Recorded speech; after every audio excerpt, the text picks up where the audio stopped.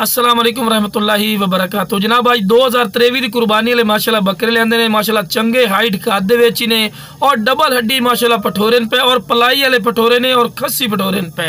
तो एक उस तो पहले जनाब मेरी छोटी जी गुजारिश है कि जेडे मेरे दोस्त इस चैनल ते नवे ने मेरे चैनल फौजी गोट फार्म नु सब्सक्राइब कर लो और नाल ही बेल आइकन दबा दियो कि इस तरह की प्यारी तो प्यारी वीडियो बासानी फिर तक पहुंच सके। हाइट की गल की जाए हाइट इन्हां दी जनाब 36 तो 37 इंच माशाल्लाह हाइट खादे पिया और जनाब 45 तो 50 kg माशाल्लाह जिंदा वजन अच्छे माशाल्लाह डबल हड्डी माशाल्लाह गोश्त दे भरे माशाल्लाह पठोरे ने। अगर तुसी अच्छी पलाई कर सो इंशाल्लाह 2023 तक इन्होंने 100 kg तो भी उतना वजन कर जाना है। तो खूबसूरत माशाल्लाह चीज़ हैं पिया तोड़ फेर के माशाल्लाह विखा रहे हैं कि सेहतमंद और माशाल्लाह एक्टिव हैं, कोई लंगड़े लूले नहीं है जनाब, सेहतमंद चीज़ ने।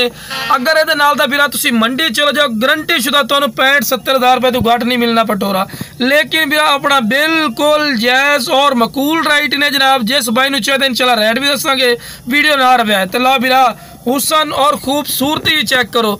तो बंदे नूं नाल खड़ा करने का मकसद ये होंदा कि तुहानूं बिरा हाइट का भी पता लगे, वेल का भी पता लगे। माशाल्लाह डबल हड्डी माशाल्लाह पठोरे ने। तो शुरू तो जनाब जानवर नूं चारा वगैरह ही खवा के भी खा रहे हैं कि तुहानूं पता लगे कि सेहतमंद और माशाल्लाह एक्टिव हैं।